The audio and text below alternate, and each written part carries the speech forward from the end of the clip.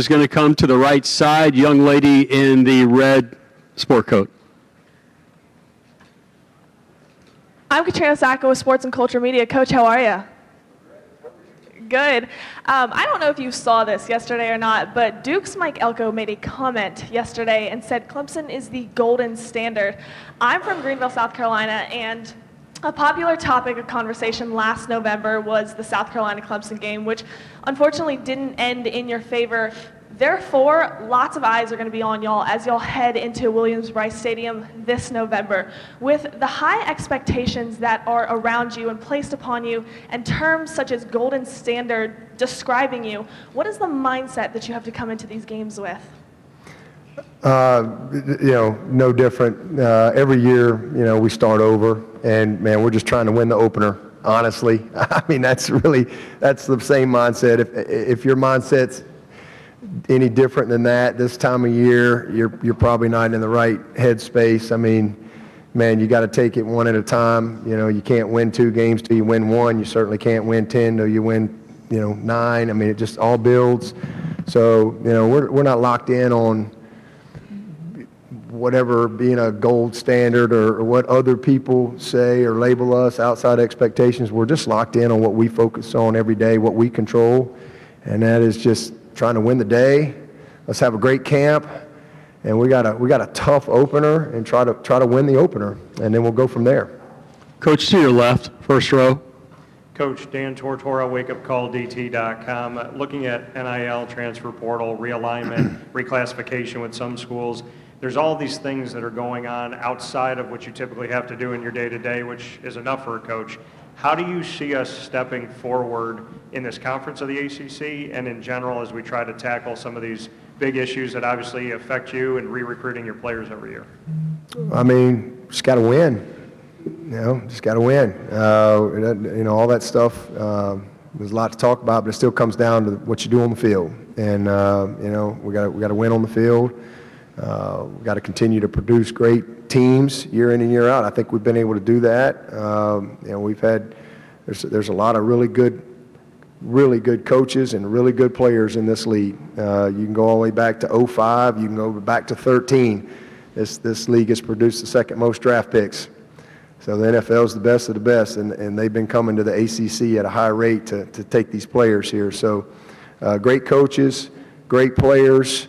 But at the end of the day, we got to win football games, and so my focus is on what we do at Clemson, and I think we got a lot of really, really good teams in this league, and again, as I said, great coaches. So just continuing to compete at the highest level, and obviously we step out of conference, and you get matchups, and we've got to continue to win, and our fair share of those. Coach, to your right, fifth row, almost towards the wall. How you doing, Coach? Billy Mitchell from Sons of Saturday. The dialogue surrounding the ACC is that it is largely dominated and elevated largely by Clemson, rightfully so after winning championships in 7 of the last 8 years. But how do you feel about the conference today, and how do you believe the Clemson brand itself benefits from the ACC? Well, I think our conference is again, done a lot of great things. I can only speak from Clemson, but we're part of this conference. Just like some of these other schools that have done well, they're a part of their conference. But I think we're second in playoff wins since this thing came about, and appearances. We've won on the biggest stage. Certainly not perfect, but as far as the brand, the ACC does a tremendous job in promoting our teams, and again, we've had a lot of consistency, and that's a result of our brand, because we got kids coming from all over the country. We got kids from California, Texas, Florida, Ohio, Kansas, Maryland, Massachusetts, everywhere in between. So, that doesn't happen if you don't have a great brand, and we're certainly proud of the Paw and what we've been able to do at Clemson, but also, all that the league has been able to do to promote us as well. Coach, to your left, fourth row, towards the wall. Hey, Dabo, Grayson Mann, ClemsonRivals.com. Do you feel like there's a distinct advantage for you opening once again on a Monday night, having that this program did that in 2022? I mean, not really. I mean, it kind of helps with your prep, I guess, just because we did it last year. So, because it is a little different, you've got to take a couple days of your camp and prepare for the next opponent. Because we're going to get back at 5 in the morning, and it's Tuesday, and you play again on Saturday. And it doesn't matter who you play; you got to play the game, and you want to be prepared. The last thing you want to do is put your team in a situation where they're not prepared. And the team we're playing, I think, plays on Thursday night, so they got a lot of time to get ready for us. So you got to take a little time in camp to get ready for that opponent, and then. It's a little different, again, being a Monday night, but that's probably it. This is two good football teams, man. Duke is coming off a great year. I think Coach Elko's, one of the best coaches in the country. I mean, I can't get away from the guy. He's just always showing up. He Wake. Thank God he left Wake. Well, then we got to play Notre Dame. We're playing them in the playoffs, and then. All right, he's gone from there. Now I look up and we somehow got Texas A&M on our schedule 2 years in a row. And now they go away, and now he's at Duke. He's a great coach. And, man, what an unbelievable job he did last year, he and his staff. And they got about everybody back. So it's going to be a heck of a game, heck of a matchup, and national stage to go compete. Coach, we'll go back to your right, fourth row. Nice hands, by the way, at the podium. Yeah. Saw that, Cade. Wide out.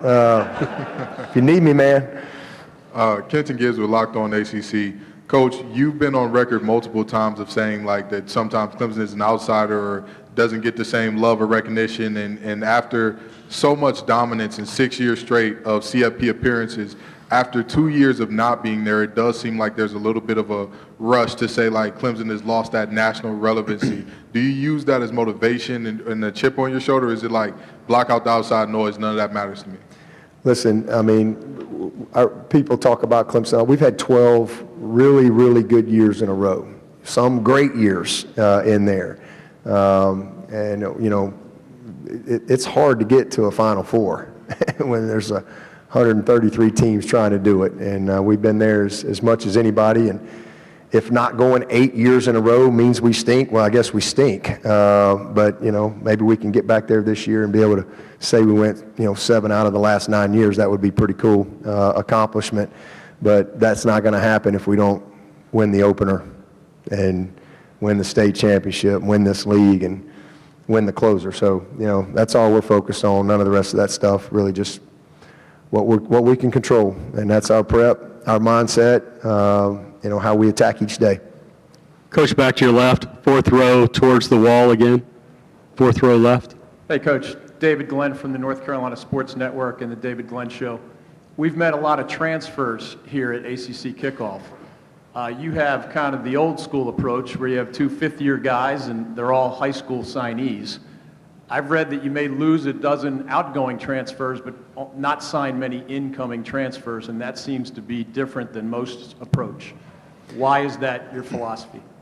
Well, it's just where we are, kind of state of the program. If I was taking a new job, then we'd have it'd be what you have to do, because you're going to have a mass exodus of players, and you got to, obviously, it's probably not a good job, so you got to turn the roster. There's a lot of things that go into it, but I'm going in year 15, and there's just a lot of continuity. I mean, we've got a 98% graduation rate. We had 7 guys that could have gone in the draft. I think 3 of them have master's degrees that I didn't think would be back here. I had no intention of them being back, but they're all back. Will Putnam is back for a COVID year. Tyler Davis, Rook, Sheridan, JP, XT, Justin Maskell. These are all guys that are all graduates that all could have, headed off to the draft. But, that's what excites me about this team is you have a group like that came back to Clemson. And they didn't come back to just hang out, in Tiger Town for another year. They came back with focus. They came back with a very clear purpose and vision of what they want to do in this one last shot for them. So that is exciting to me. So we haven't, we've gone to the portal, where we've needed it. We've signed a couple of quarterbacks where we felt like we needed a bridge guy and an older backup veteran that would give us some depth. We've been able to do that. But we've not had a single starter leave Clemson. Not one. The kids that have left, even the majority of the guys that have left Clemson have been graduates. And that's number one. So number two, we've had only 2 kids leave Clemson post-spring in the last two years. And they were both graduates. And one was a 6th corner and the other was a 6th defensive end. And they just wanted to go play. So now if you had a mass exodus after spring, you had 10, 12 guys, well, you got to go. So we have not had that. And then we're still signing the best high school players in the country. I mean, listen, I'd go sign Tyler Davis and Will Putnam and Cade Klubnik over anybody right now. I mean, these are great players. So we're fortunate that way because we've been able to. I mean, we're the 2nd winningest team in the country the last 12 years. We've never had a number 1 recruiting class. I don't think we've ever been close. I think we've had 13 top 15 classes in a row. So our evaluation and development and retention has been how we've won at Clemson. And again, you see it this year, 7 guys that all could have entered the draft, all came back. And then the infusion of another great signing class, 15 mid-years. I mean, we can go sign Peter Woods. So I mean, I'm sure there were some good guys in the portal at D-line, but I like Peter Woods. I kind of like the guys we signed. And I like the guys that are on our team that are developing. So, at some point we'll have some gap that we have to address, and we've used it as we've needed. Coach, your last question will come to your right, 3rd row, gentleman in the blue shirt. Hey, Coach. Liam Griffin, Orange Fizz. Can you touch on what makes Cade such a special player entering his first year as the starter? Well, he's a winner, first of all. The kid has won his entire life. So, when you have somebody who's consistently won for a long time, there's certain characteristics that drive that, and he embodies all those characteristics. He's an unbelievable competitor. He loves to prepare. He's passionate about it. He's a leader. He's got a great football IQ, and he's got an skill set. So, I mean, there's really not much to not like about Cade Klubnik. That's why he won the Elite 11 and was the top quarterback in the country coming out of high school. So he didn't luck up and do that. He's put a lot of work in, and then everything that he's done at Clemson, came in here a little behind physically, honestly, and but he's in a really good spot. He's probably by the time we get to weigh in next week, he's about probably 25 pounds heavier than when he showed up. And this time last year, he didn't know what he didn't know, and now he knows what he didn't know.